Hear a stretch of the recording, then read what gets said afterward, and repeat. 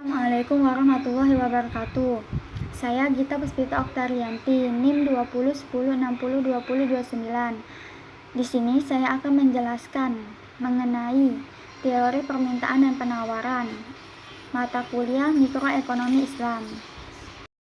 Sebelum kita membahas mengenai teori permintaan dan penawaran, kita harus tahu dulu apa itu pengertian dari permintaan dan pengertian dari penawaran.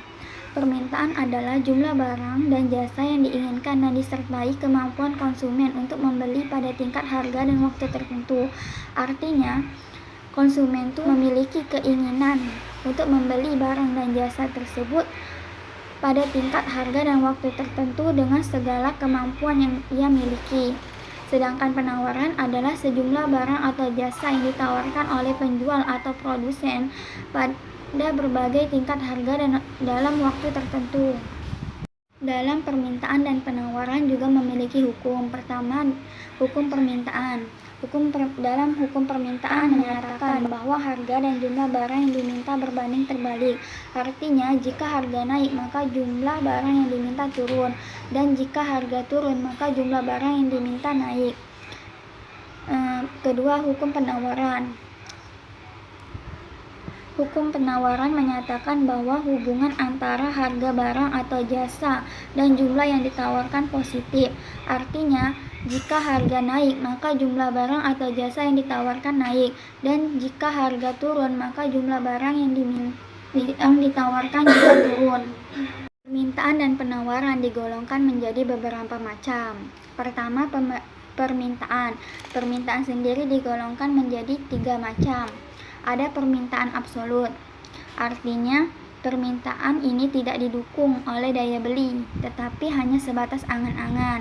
Kedua, permintaan potensial, yang artinya permintaan yang pasti akan diwujudkan dengan sejumlah uang yang dimilikinya. Ketiga, permintaan efektif, artinya permintaan terhadap barang atau jasa yang dilakukan sesuai daya beli yang dimiliki. Sedangkan penawaran digolongkan menjadi 2. Ada penawaran perseorangan, artinya penawaran yang datang dari seorang produsen atau penjual terhadap barang yang akan dijual kepada konsumen. Kedua, penawaran kolektif, artinya penawaran ini berasal dari beberapa penjual yang akan menjadi barang kebutuhan untuk konsumen. Dapat menggambarkan hukum permintaan tadi dengan kurva permintaan.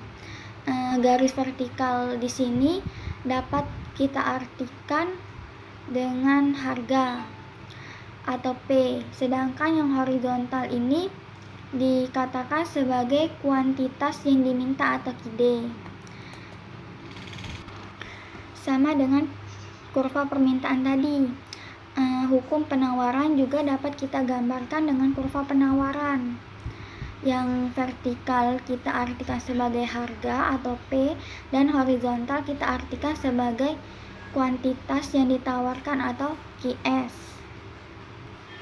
Adapun kurva keseimbangan permintaan dan penawaran, garis merah di sini kita artikan sebagai demand atau permintaan.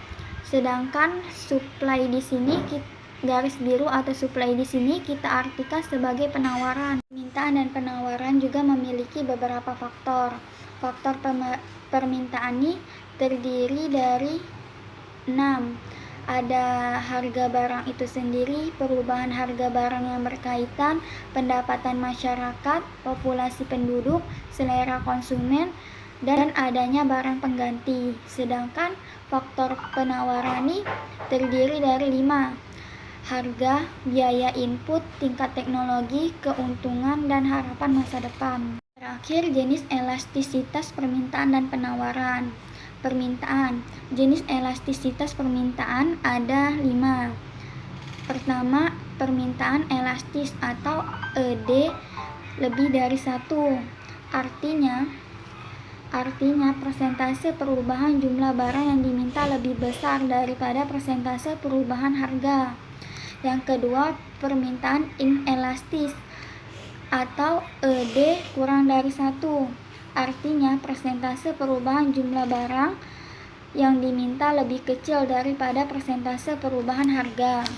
Yang ketiga, permintaan elastis uniter atau ED sama dengan 1. Artinya, persentase perubahan jumlah barang yang diminta sama dengan persentase perubahan harga barang. Yang keempat, permintaan elastis sempurna ED sama dengan tidak terhingga. Artinya, perubahan tingkat harga barang mengakibatkan jumlah barang yang diminta tidak terhingga. Dan yang terakhir, permintaan inelastis sempurna ED sama dengan 0. Artinya, perubahan harga tidak mempengaruhi jumlah barang yang diminta masyarakat masih mengonsumsi barang tersebut. Selanjutnya, jenis elastisitas penawaran. Pertama, penawaran elastis atau ES lebih dari 1. Artinya, pada saat perubahan harga sebesar 1% menyebabkan jumlah barang yang ditawarkan lebih besar dari 1%. Kedua, penawaran inelastis atau ES kurang dari 1. Artinya, persentase perubahan jumlah barang yang ditawarkan lebih kecil daripada persentase perubahan harga. Ketiga, penawaran elastis uniter atau ES sama dengan 1. Artinya, perubahan harga diikuti dengan perubahan jumlah barang yang ditawarkan dalam persentase sama. Keempat, penawaran elastis sempurna atau ES sama dengan tidak terhingga. Artinya, barang yang ditawarkan tidak terbatas. Turunnya sedikit harga menyebabkan jumlah barang yang ditawarkan berkurang hingga mencapai 0.